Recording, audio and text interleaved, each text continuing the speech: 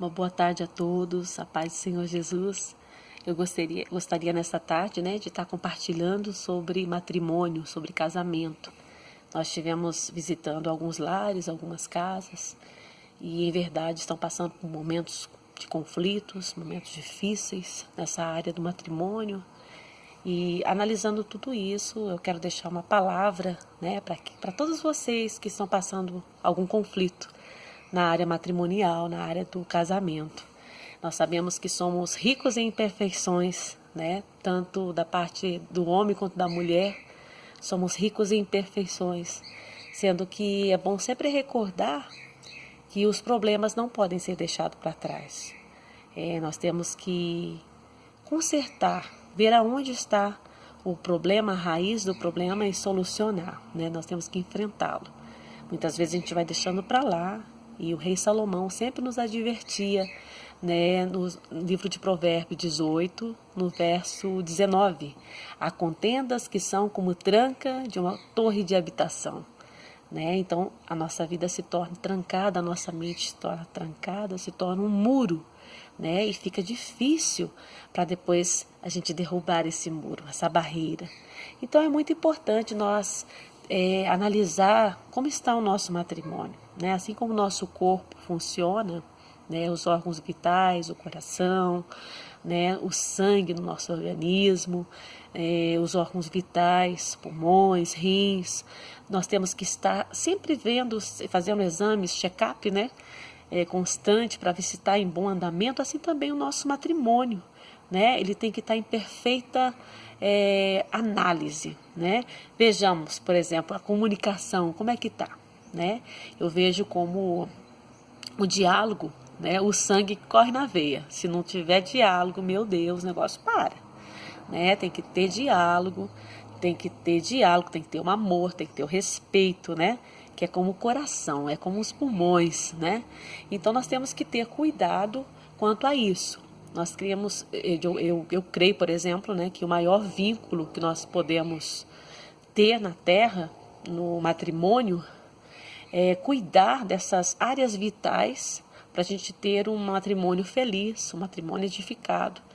E a base de todo esse matrimônio está em 1 Coríntios 13, do verso 4 e 5, que fala sobre o amor, Que não adianta a gente colocar palavras bonitas e não ter ações, Falar eu te amo todos os dias, você está linda ou você está lindo, e não ter ação. Cada um tem que fazer o seu papel e cumprir o papel que foi posto por Deus, Então, eu acho que uma coisa muito importante hoje é o respeito e limites, Ter limite nas coisas. Cobramos muito e fazemos pouco, Às vezes podemos cobrar muito e fazer pouco. Uma coisa que é muito interessante, que eu vejo, que é um dos tópicos principais que eu vejo, é o tempo, que está em Eclesiastes 3, do verso 1 ao 7, falando sobre o tempo. O tempo é algo fundamental no relacionamento. Nós vemos que se a gente não dar tempo para cuidar do matrimônio, do relacionamento, ele vai se afundar, Como diz em Provérbios 17, 14, o começo de uma briga é como uma primeira rachadura numa represa. Então, é bom reparar essa rachadura antes que as coisas piorem, Então, nós temos que ter cuidado, O diálogo e o tempo é muito fundamental nessa área. E muitas vezes, na hora que a pessoa vai conversar, vai dialogar, começam os gritos, A falta de controle emocional. Começam as ameaças, Em Efésios 4, 26 fala muito bem sobre isso, que a gente não pode se encolarizar, Nós que somos do Senhor Jesus. Nós temos que cuidar disso. E cumprir a nossa função é muito fundamental. Tanto o homem como o provedor, o cabeça do lugar, da casa, E a mulher como a disjuntora, que é uma ajuda idônea. Então eu vejo que tem que ter tempo, Que é o primeiro passo, é ter tempo, Conversar com medidas, com diálogo, sem gritos, sem cólera, E o homem está na função dele e a mulher na função dela. O segundo passo é ter honestidade e clareza, ser verdadeiro. Efésios 4, 25 fala sobre esse assunto. Tem que ter sinceridade, tem que ter clareza no falar. Outro passo importante que eu vejo hoje, se foge do controle, está fugindo do controle de muitos irmãos, de muitas famílias, de muitos matrimônios, é escutar, né? E ser tardio ao falar. Tiago 1, verso 19. Sempre pronto a escutar, vagarosos para falar. Nunca podemos dizer, né? Eu sei. Às vezes a pessoa começa a falar, né? Começa a se explicar, alguma coisa assim. E a pessoa, não, eu já sei que você vai falar, não precisa falar, não, vou deixar para depois. Isso tudo, né? Vai tornando-se muros nas nossas vidas. São pessoas presunçosas, isso causa rixa, né? E o sábio, que é do Senhor Jesus, não faz isso.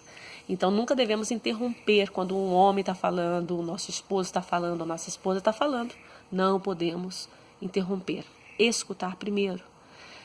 Cuidar com a agressão, né? Ser cástico. Isso é uma fórmula de levar a gente para o fracasso, né? Nós temos que reconhecer que falhamos, né? Reconhecer que podemos levantar.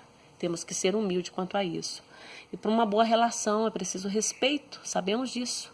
Mas antes de exigir o respeito, precisamos respeitar primeiro, compreender primeiro, né? Então, nós temos que evitar a apatia, né? Temos que ter cuidado quanto a isso também. Temos que colocar no lugar do outro, né? 1 de Pedro 3,8 fala sobre esse assunto. Temos que colocar no lugar do outro, né? Porque está passando essa área na minha vida e eu não estou conseguindo solucionar. Será que eu não preciso ceder um pouquinho também? Né? Nós queremos, às vezes cobramos muito. E outra coisa, um passo muito importante para o matrimônio, né, ser revigorado é a concordância. Um marido inteligente, íntegro, tem uma família edificada. Um homem de Deus. A esposa sábia, ela tem uma família abençoada e um lugar, né, que falamos hogar, né, um lugar de paz, um lugar adornado. O casamento é comparado, né, como um jugo. Mateus 19,6 fala sobre esse jugo, que é aquela viga de madeira, né, que une um animal ao outro, né, para que ambos trabalhem em equipe, trabalhem unidos, né, para arar a terra, para levar algumas cargas. E assim também tem que ser um matrimônio, tem que trabalhar junto. Visto que quando um cavalo ou um boi, né, quando tem aquele jugo, ele começa a andar na frente do outro, o que é que acontece? Ele se atrapa, né, se fica atrapalhado e começa a ferir o pescoço do outro, né, causam marcas no pescoço, até feridas. E isso é ruim, né? E para ter um bom resultado na vida matrimonial, na vida conjugal, é necessário ter esse balanço, né? Nada de correr um na frente do outro, né? Porque o marido é o cabeça da casa que vai ferir a esposa com palavras e exigir aquilo que não é no caso, competente a ele a exigir. Tem que ir na palavra, né? Então, para ter um bom resultado, é necessário ficar no lugar onde foi chamado, exercer a função, tanto como esposo quanto esposa.